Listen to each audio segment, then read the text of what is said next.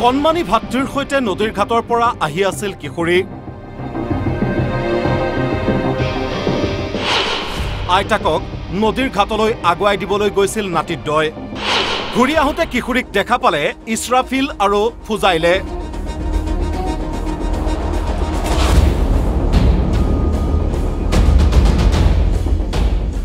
আৰু দুই পাখণ্ডই বাইকত উঠাই লৈ যায় কিশোৰীগৰাকীক চৰৰ জাৰণিৰ মাজলৈ নি সংঘটিত কৰে লজ্জাজনক কাণ্ড ৰাজ্য কপোৱা ঢিংকাণ্ডৰ চাঞ্চল্য মাৰ নাযাওঁতেই ঢিঙত পুনৰ সংঘটিত কিশোৰী নিৰ্যাতনৰ ঘটনা এই দুজন ফুজাইল আহমেদ আৰু ইছৰাফিল হুছেইন কিশোৰীগৰাকীয়ে নিজৰ সৰু ভাতৃৰ সৈতে এইটো নদীৰ ঘাটলৈ আইতাকক আগবঢ়াই দিবলৈ আহিছিল আৰু আইতাকক থৈ উভতি গৈ থাকোঁতেই দুই পাখণ্ডই এইখন বাইকত উঠাই লৈ চৰৰ কাষৰ এই জাৰণিৰ মাজলৈ লৈ যায় কিশোৰীগৰাকীক আৰু সংঘটিত কৰে কুকাণ্ড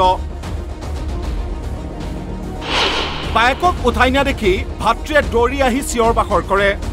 তাৰ পাছত স্থানীয় ৰাইজে কিশোৰীগৰাকীক উদ্ধাৰ কৰে কিশোৰীক এৰি দুই নৰপিশাচে পলায়ন কৰে ঘটনাস্থলীৰ পৰা এবাৰ দিনা ল'ৰা দুটা সুবাহিল আৰু ইছৰাফিল এই দুইটাই লৈ গৈছে বাইকৰ পৰা উঠাই আমাৰ দোকানৰ ওচৰৰ পৰা লৈ গৈছে এই পূবফালে আপোনাৰ দোকান এইখনে নহয় দোকান এটা আনত আছিল আমি কালি আনিছো ইয়াত আগৰ বুধবাৰ দিনা এটা আনত আছিল বুধবাৰ দিনে লৈ গৈছে এইখিনি মই জানো ছোৱালীজনীক লৈ গৈছে ছোৱালীটা বাইকত লৈ গৈছে নেকি বাইকৰ পৰা উঠাই লৈ গৈছে তাৰপিছত দুইটা ল'ৰা লৈ গৈছে পূবফালে লৈ গৈছে পিছত আমি বজাৰত গৈছো আমি সেইখিনি ক'ব পৰা নাই পিছত আবেলি আহিছো আহি পেলাই পাইছো যে ৰেপ কৰিছো এই সুবাহিল আৰু ইছৰাফিলে ছোৱালীৰ লগত কোন আছিল ছোৱালীৰ লগত এই ল'ৰা দুটা আছিল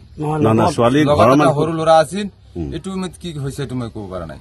কি সেইটো লমাই থৈ গৈছে না লগতে লৈ গৈছে এইটো মই কি কাম কৰে এইটো এটা ট্ৰেক্টৰ চলা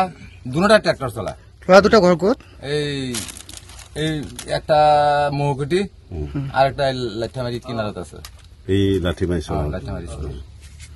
এই ট্ৰাক্টৰ চালাই দিন এটা লৰাকিটা কি পলাই আছে নে নাই ঘৰত আছে ক'ত আছে দাদা এইটো মই ক'ব পৰা নাই ন ছোৱালীজনী আপোনাৰ দোকানত কিমান সময়ত আহিছিল আমাৰ সময় 10টা 10:30 বজাত আহিছে দিনৰ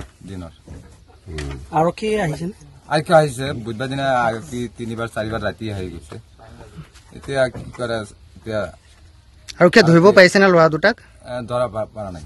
আৰু কি আহিছে নাই আহিছে আপুনি কি বিচাৰে যি কাণ্ড ঘটনা এটা তো বিচাৰে তো কাণ্ডটো তো খারাপই হয়েছে তো বিচার লাগে যেহেতু দেখা গৈছে কেদিন আগতে ঢিংকাণ্ড এটা বদনাম হৈ গল আৰু এটা এটা হৈ গল এটো উপযুক্ত বিচাৰ কেনে ধৰণৰ শাস্তি বিচাৰে আপুনি স্থানীয় ৰাইজ হিচাপে ভালদৰে দিব লাগে যে এনেকা কাম নকৰে কোনোবা পাব্লিকে এনেকা কাম নকৰে ভালদৰে শাস্তি দি দিয়ে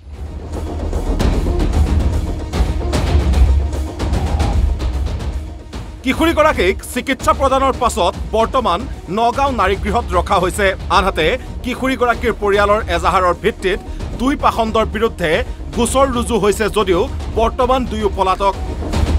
সিদিনা ঢিংকাণ্ড সংঘটিত হৈ যোৱাৰ পাছতো শিক্ষা নললে একাংশ নৰপিশাচে ঢিঙত পুনৰ কিশোৰী নিৰ্যাতনৰ ঘটনাই ৰাজ্যজুৰি চাঞ্চল্যৰ সৃষ্টি কৰিছে